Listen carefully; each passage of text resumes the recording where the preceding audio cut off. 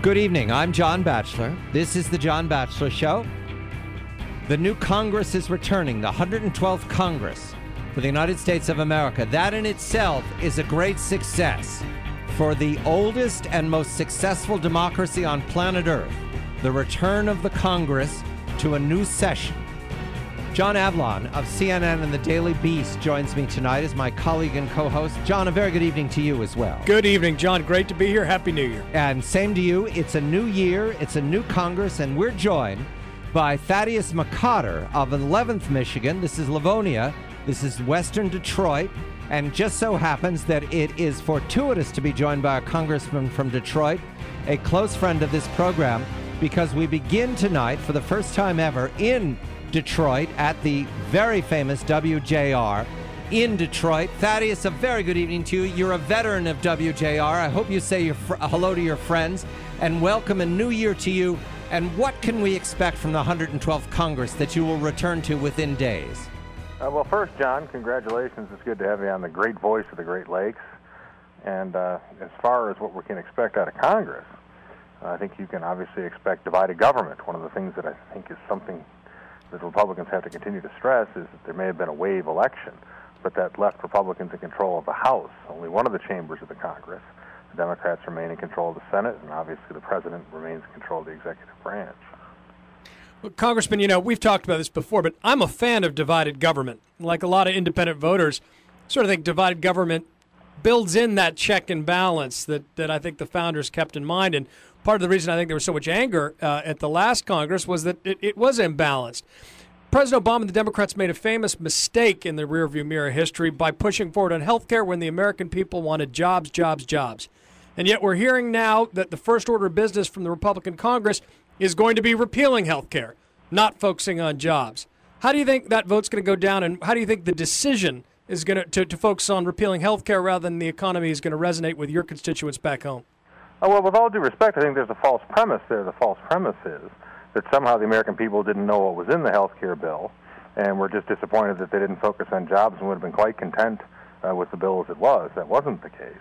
And the second thing that I would take issue with is somehow that a radical change to Americans' health care, which they did not consent to, as a majority, has no economic impact on the country.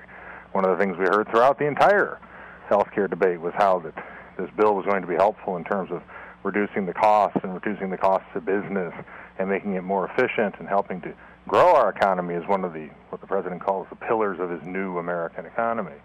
So I think that those premises are wrong. I think that if you have a bad health care bill in place, one that's going to raise costs over time, one that conflates and confuses the issue of rising costs with somehow having the government control the supply rather than allowing the supply to increase to reduce the demand, I think it's one of the things that ties together. It's as important to the economy that we get rid of a health care bill that's based on faulty premises as anything else we could do right now. Congressman, just a quick follow-up there.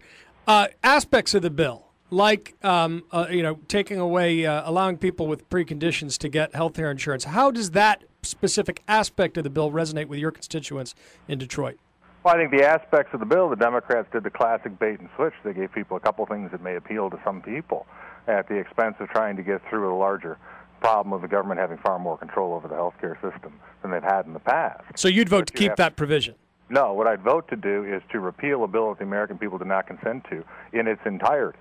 The American people know what's in the bill. The polls show they're still against it. They were against it before it was jammed down their throats.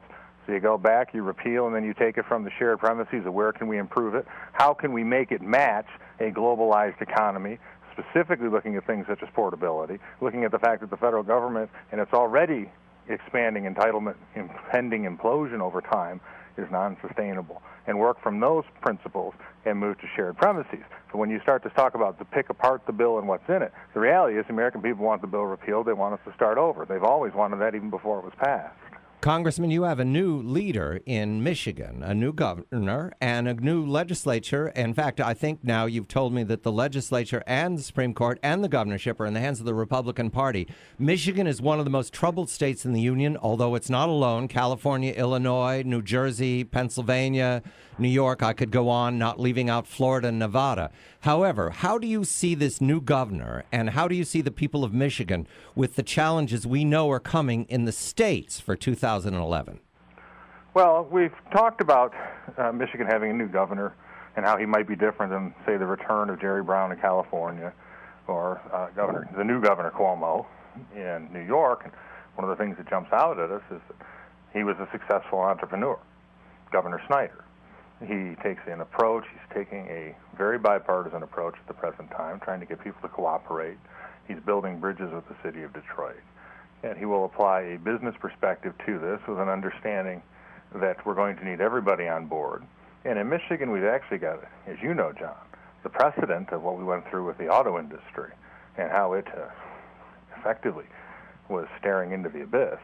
And in Michigan, we got very, very cooperative with each other because we knew that that's what was necessary. I think the Governor Snyder actually has a wellspring of shared concern about the state, shared concern about the future, which will make it actually, I think, fruitful for his cooperative approach. And the governor right now, he's got a task that looks insurmountable. What should we watch for this year? He can't do it all in 1 year. I mean, the overwhelming failure of the financial crisis in 2008 has left Michigan in worse shape, and it wasn't in great shape going into the crisis. Well, I think that what Governor Snyder has been very, very well focused on is the fact that the existing paradigm of Michigan state governance is antiquated.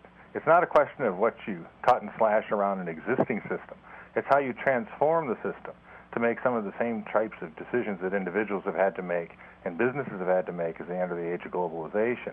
What is something that the government must now do that it hasn't done before? What can it no longer do, and how can it be possibly still be done in a different way now that things have changed?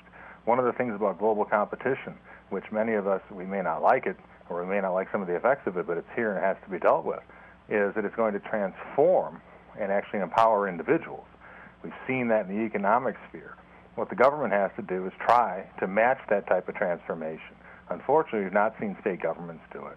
We've not seen the federal government do it. And the lag time is causing a lot of problems within that interstice between the transformations that people and businesses have had to make and the one the government has so far refused to do. Congressman, to that end, what the precedent of the auto bailout? I think people in Michigan and around the country realize what you just said, or increasingly realize that we've got an antiquated system. Well, how does that create a more fertile field for Governor Snyder to really do something revolutionary and deal with the structural problems of Michigan government?